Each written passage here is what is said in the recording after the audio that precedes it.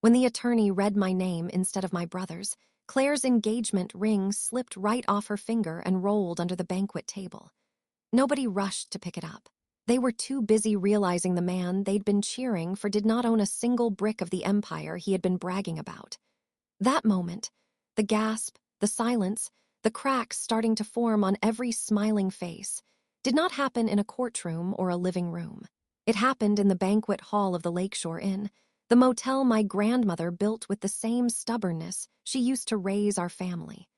My parents had decorated the place like it was a coronation. Gold tablecloths, a slideshow of Ethan posing in front of properties he barely managed, and a cake shaped like a motel key. Everyone believed this was Ethan's day. Everyone except me. I sat near the back, quiet, just like they expected. But inside my suitcase, parked neatly beside my chair, were the documents that would turn this entire celebration inside out. The attorney hadn't planned to reveal anything yet. He was supposed to bless Ethan in front of the family, give a stirring speech about legacy and the next generation. My parents had rehearsed it with him, practically smoothing the words onto his tongue.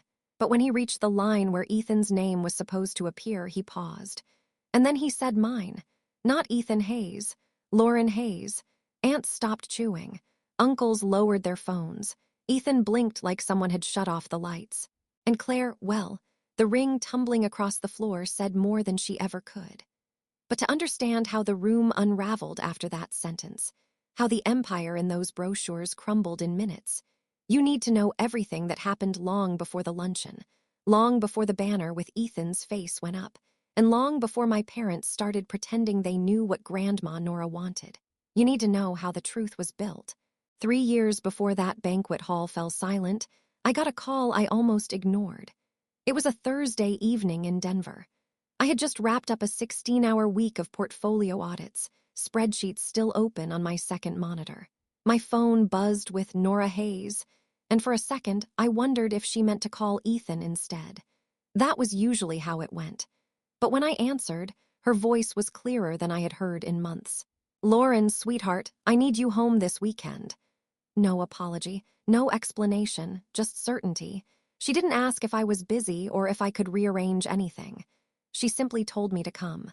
When I pulled into the lakeshore Inn 2 days later, Nora was waiting outside in a thick cardigan, even though it wasn't cold. She didn't hug me first. She pressed a folder into my hand and said, "Walk with me." She led me down to the dock behind the motel, the same one Ethan and I used to jump off as kids, him cannonballing for attention, me quietly checking the water depth first so we wouldn't break a bone.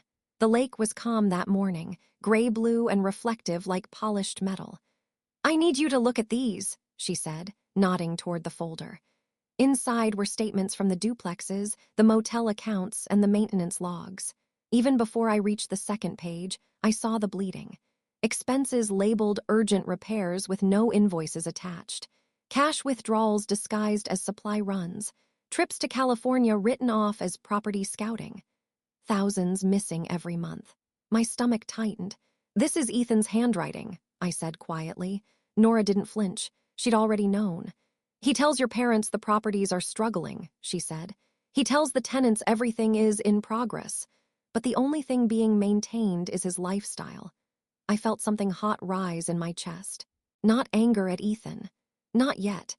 Just the sudden awareness that the person who always received applause had been given free rein for far too long. I asked why she hadn't confronted him. Her answer came without hesitation. "Your parents will defend him, and he'll cry, apologize, and promise to do better. But promises don't hold up buildings, Lauren." She tapped the folder once. "Paper does." For the rest of that weekend, she showed me everything. Every rusty pipe, every tenant complaint she'd been handling alone, every bounced check Ethan had quietly covered with motel funds, every corner he'd cut, every lie he'd smoothed over. At night, she sat with me in her tiny office behind the check-in desk and asked questions she already knew I could answer. How would you restructure the accounts? What would you do with the motel wing he keeps avoiding? How long could these properties last without intervention? It felt less like a meeting and more like a transfer of knowledge, a passing of torch she didn't want anyone else to see. On Sunday evening, just before I left, she handed me a second folder. This one was heavier, official, stamped. waiting. "I'm not asking you to take anything," she said. "I'm asking you to protect it." I opened my mouth to argue, but she shook her head. "You don't know what's inside yet," she said softly. "But you will, and when the day comes, I need you to stand straighter than your brother ever has." Her words settled into me like stones. Heavy, necessary, unavoidable. And when I drove back to Denver the next morning, I knew something irreversible had started. Something none of them would see coming until it was already done. I didn't open the second folder until 3 days later. It sat on my kitchen counter like something alive, something waiting. I tried to pretend I was too busy meetings, audits, conference calls, but the truth was simpler. I already knew whatever was inside would change everything, and once I saw it, there would be no going back. On Wednesday night, after a late shift, I finally cracked it open. Inside were documents I recognized from my work, but had never expected to see with my own name printed on them. A fully drafted living trust, a schedule of assets, 8 property listings, signed quitclaim deeds ready for recording, witness lines, notary acknowledgments, everything precise, everything intentional. At the top of the trust document were 9 words that made my breath stop. "Upon my passing, successor trustee shall be Lauren Hayes." Not Ethan, not my parents. Me, I reread the line 3 times before the weight of it landed. Nora hadn't asked me to help. She had already decided to give it all to me. The motel, the duplexes, the land behind the lake she always swore she'd turn into cabins someday. Every piece of the Hayes portfolio. My phone buzzed with a text from Dad while I was standing there absorbing it. "Did you make it home safe?" Nothing more. Not a word about Nora. No curiosity about why she'd called me home. No sign he knew Ethan had turned the family's properties into his personal piggy bank. I set the phone down without replying. The next morning, I called Nora. She answered on the second ring. "Come back this weekend," she said. "The notary will be here Monday morning." When I arrived, she was waiting at the front desk, hair pinned up, wearing the same blue blazer she used for every important meeting since the 90s. She wasn't frail. She wasn't confused. She wasn't being manipulated. She was ready. The notary arrived early, 9:07 a.m., her stamp freshly inked. Nora walked me through each page calmly, thoroughly, making sure I understood the difference between legal ownership and family expectation. Her handwriting was deliberate, her voice steady. "This trust avoids probate," she said. "No public fight, no courtroom, no chance of it being undone." Then she placed her hand over mine. "And no opportunity for your brother to drain another cent." The notary's seal clicked onto the first deed, then the second, then the third.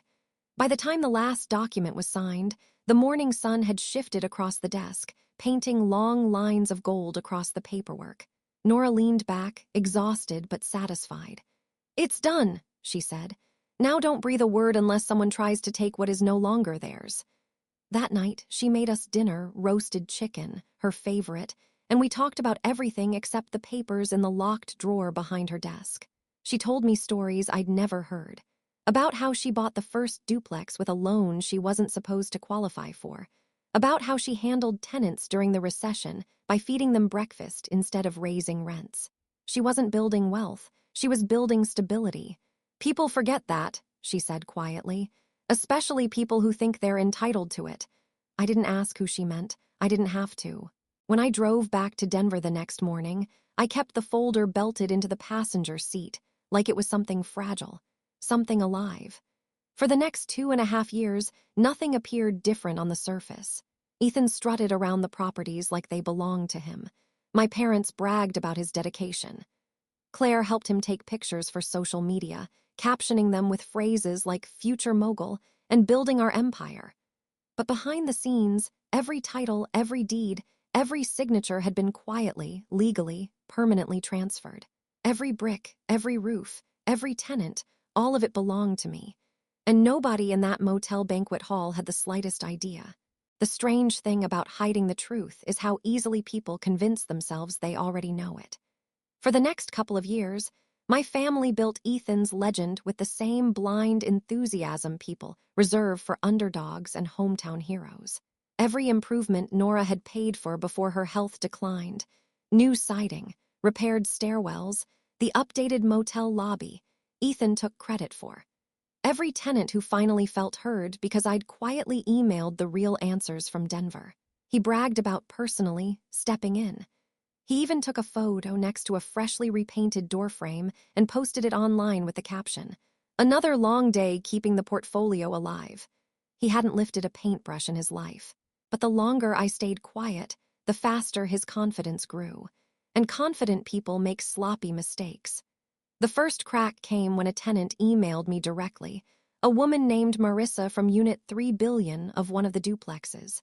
She thanked me for sending plumber invoices so quickly. I hadn't sent anything. I hadn't even known there was an issue. I called the plumber myself.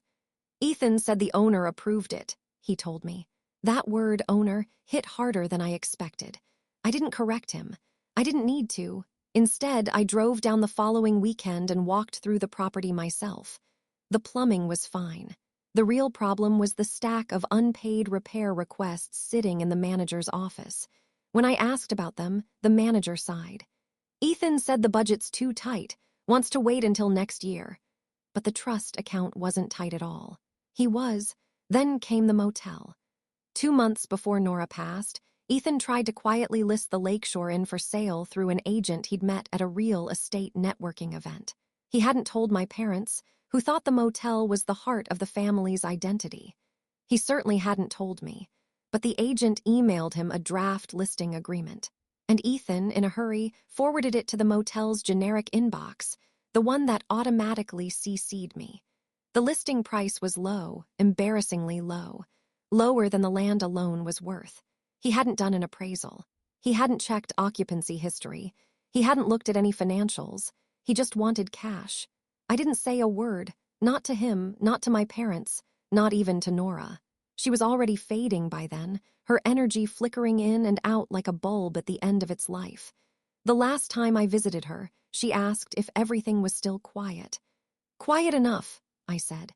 She squeezed my hand, pupils sharp as ever. "Paper beats promises, Lauren, and you're the only one who understands that." She passed a few weeks later. The funeral was small, mostly family, some old tenants who had stayed loyal for decades, and a few locals who remembered her buying donuts for workers who plowed snow in the winter. Ethan delivered a eulogy full of stories about their special bond. My parents cried. Claire dabbed her eyes with a monogrammed handkerchief. I stood at the back, clutching the folder in my purse like something combustible. After the service, Dad pulled me aside. "Stay an extra day. We need to talk about the properties." I already knew what it would be. The meeting, the pressure, the family agreement. They gathered everyone in the motel office, papers spread across the desk. Aunts, uncles, Ethan's friends, the family attorney, though not Nora's, their own. They pushed a waiver across the table toward me. "For clarity," Dad said. "For efficiency," Mom added. "For the family," Ethan smirked.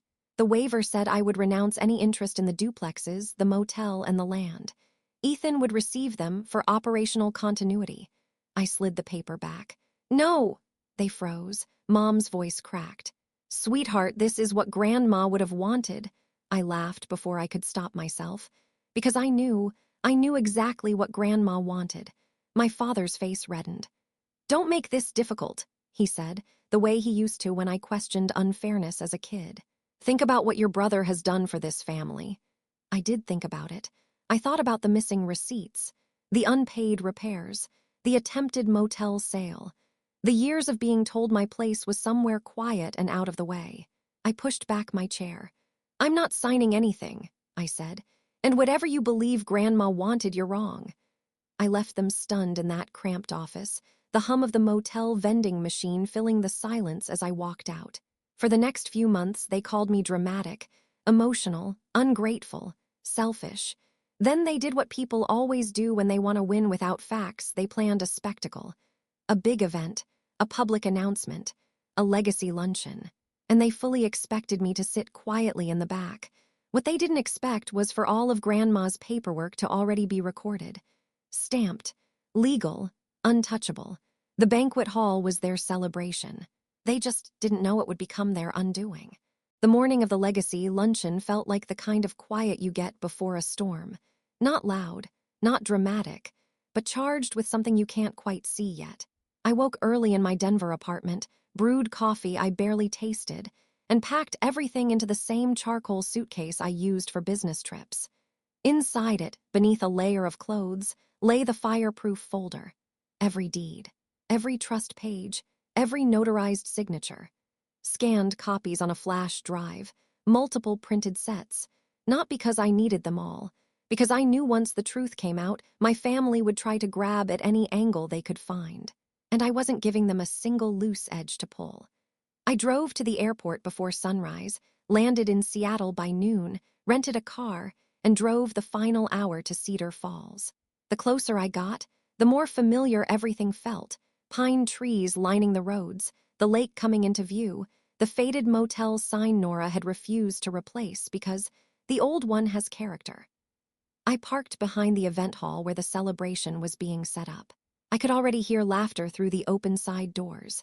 Inside, my parents were welcoming guests like royalty. Mom wore pearls and a smile that could crack glass.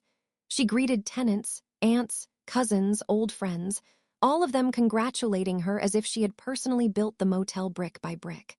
Dad shook hands and told people how proud he was of Ethan, how excited he was for this new era of Hayes' leadership. Then there was Ethan, standing near the stage with Claire gripping his arm like she was anchoring herself to the future she believed she was marrying into.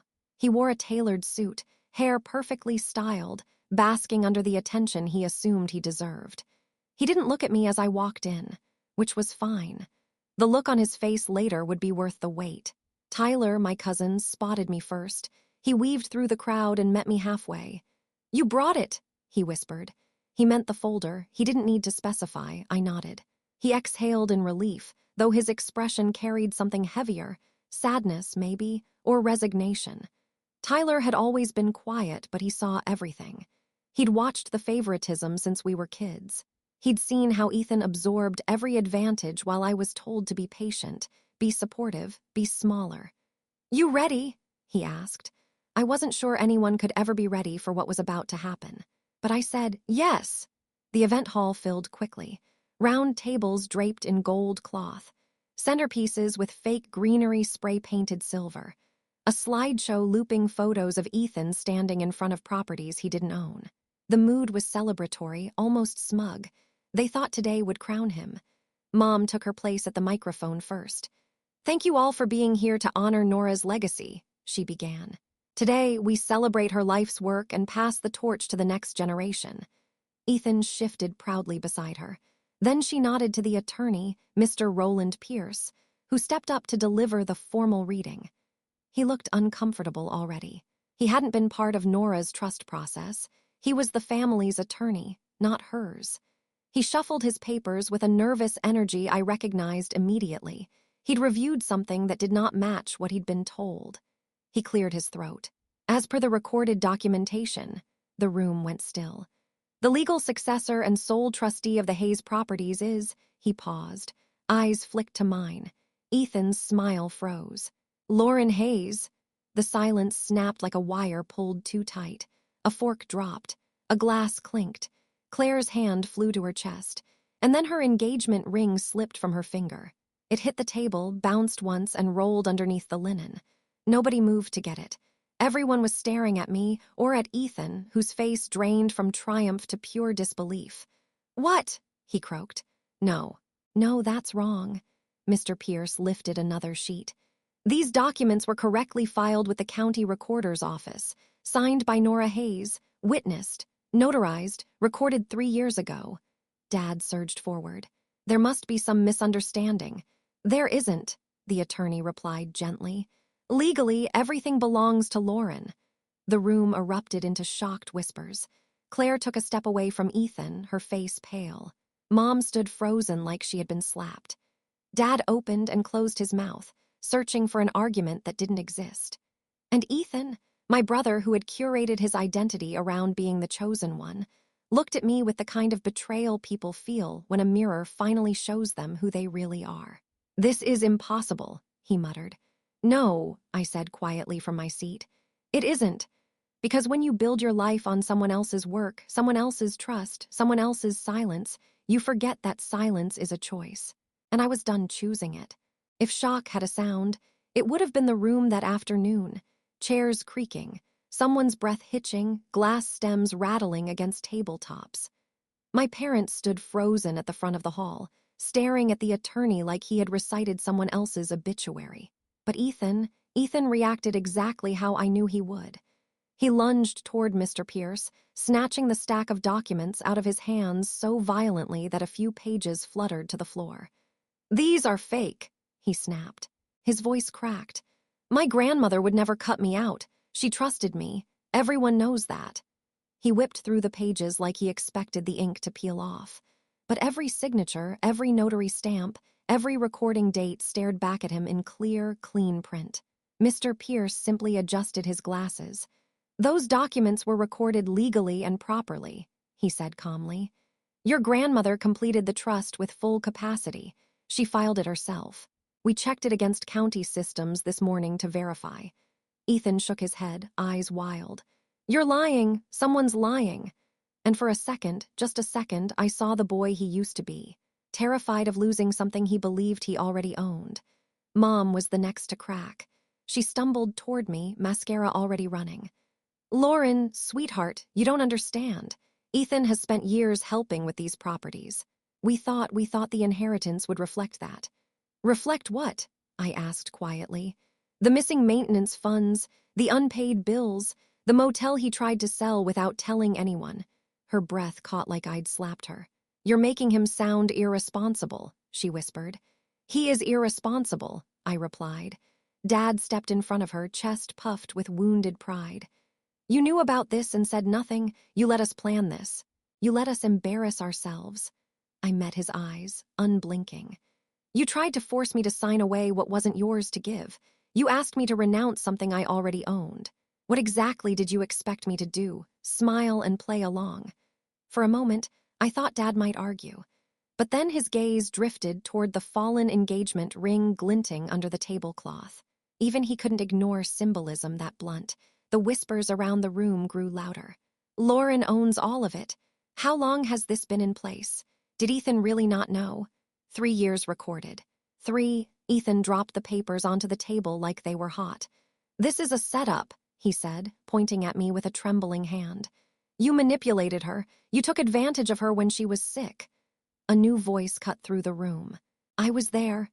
Every head turned. Tyler, my quiet cousin, stepped forward. He spoke in a steady tone that didn't waver. "I drove Aunt Nora to the notary myself. She was clear, alert, and knew exactly what she was signing. She even joked that she should have done it sooner." Ethan stared at him like he had been betrayed by gravity. "You knew," he whispered. Tyler nodded. "She asked me to stay quiet until she passed. I kept my promise." The collapse of Ethan's expression was almost physical, something folding inward, bitter and broken. Claire suddenly spoke up from behind him, her voice brittle. "You told me you were inheriting everything," she said. "You said the properties were practically yours already. You said we'd live off the motel income." He turned to her, reaching for her hand. "Claire, I thought—" She pulled away before he could touch her. Her eyes dropped to the engagement ring on the floor. "You don't own anything," she whispered. "Not even the truth." She lifted her purse from her chair and walked out of the banquet hall without another word. Ethan watched her go, chest heaving, fingers curled helplessly at his sides. Mom let out a choked sob. Dad sank into a chair like someone had drained the bones from his body. For the first time in my life, I saw my family without the illusion, without the hierarchy, the favoritism, the stories they repeated so often they believed them. I saw them exactly as they were, and they saw me, not the quiet daughter, not the background character, not the one who left and stayed gone. They saw the person Nora had trusted, the person they had underestimated. Ethan's voice came out small. "What do you want, Lauren?" Everyone waited. I kept my tone even. "I don't want your apology," I said. "I don't want your approval, and I'm not here to negotiate." I closed the fireproof folder and slipped it back into my suitcase. "What I want," I continued, "is for you to understand that Grandma's legacy doesn't belong to the loudest voice or the most entitled child. It belongs to whoever is willing to protect it." I lifted my suitcase. And that was never you. When I walked out of the banquet hall that afternoon, the air outside felt colder than the lake breeze. Not because of the weather, because of the finality. Behind me, the celebration had dissolved into a low hum of confusion, shame, and whispered speculation. The family who once treated Ethan like a future king now avoided meeting his eyes. Mom was still crying when I left. Dad sat slumped in a chair like someone had knocked the wind out of him. But nobody followed me out. Not one person. I loaded my suitcase into the rental car, closed the trunk, and stood there for a moment, hands on the metal, grounding myself. It was over. Not just the event, not just the lie. A whole era of expectation had finally snapped. The drive back to my hotel was quiet. I didn't play music. I just let the silence fill the space, real silence, the sort that isn't waiting for someone to interrupt it. The next morning, I packed early and left town without telling anyone. No long speeches, no dramatic exits, just a simple checkout at the front desk and a nod to the clerk who had known Nora for years. 3 months passed. 3 months in which everything shifted faster than anyone expected. Ethan's name disappeared from every vendor account and every deposit record. The tenants received updated instructions with my name, not his. Most didn't even blink. They just wanted repairs done on time, and I made sure they were. Within weeks, the numbers stabilized. The duplexes brought in steady income. The motel occupancy rose. For the first time in years, the financials looked like something Nora would have been proud of. But the fallout hit my family harder than anything else. The IRS audit arrived first. Ethan had been writing off personal trips as business expenses for years, and now the penalties were higher than anything the motel had ever brought in. He hired a lawyer he couldn't afford, lost the case anyway, and wound up on a long-term payment plan that would follow him around like a shadow. Claire mailed back the engagement ring without a note. He moved into a one-bedroom apartment above a pizza shop and got a job selling used SUVs off the highway. Tyler said he hardly spoke to anyone anymore. Mom and Dad didn't fare much better. Without Ethan's projected windfall, without the future they had counted on, they were forced to make cuts they never imagined making. They sold the house, the big one with the lake view. Then the boat. Then the jet skis. Mom stopped buying designer dresses and started working part-time at a local boutique. Dad took early retirement because stress was eating through him like rust. They called me twice. Once, Dad left a message saying the family shouldn't fall apart over misunderstandings. The second time, Mom asked if I would come home for Christmas. I deleted both messages the same day. I didn't block them out of anger. I did it because for the first time in my life, I understood the difference between forgiveness and access. You can forgive people without reopening a door that they walked through like owners. As for me, Denver felt new again. The rental income covered my mortgage. I hired a professional property management firm run by 2 women who didn't waste time or money. Tenants got repairs within days. Vacancies dropped. I bought a small second property. Nothing big, just something that felt wholly mine. And every month, the numbers landed in my account exactly the way Nora intended. Clean, steady, quiet. On some nights, I sat on my balcony overlooking the city, thinking about the girl I used to be. The girl who watched her brother get praised for simply showing up. The girl who learned that silence was easier than confrontation. The girl who left because staying meant shrinking. But that girl didn't inherit anything. The woman I became did. Nora once told me that paper beats promises always. But what she didn't say, what I had to learn myself, is that sometimes the strongest thing you can do is stop waiting for people to recognize your worth. Sometimes the family you protect isn't the one you're born into. It's the one you build with your own hands, your own work, your own peace. I still have the fireproof folder on the top shelf of my closet. I don't open it much. I don't need to. The motel, the duplexes, the land, they're safe. And so am I.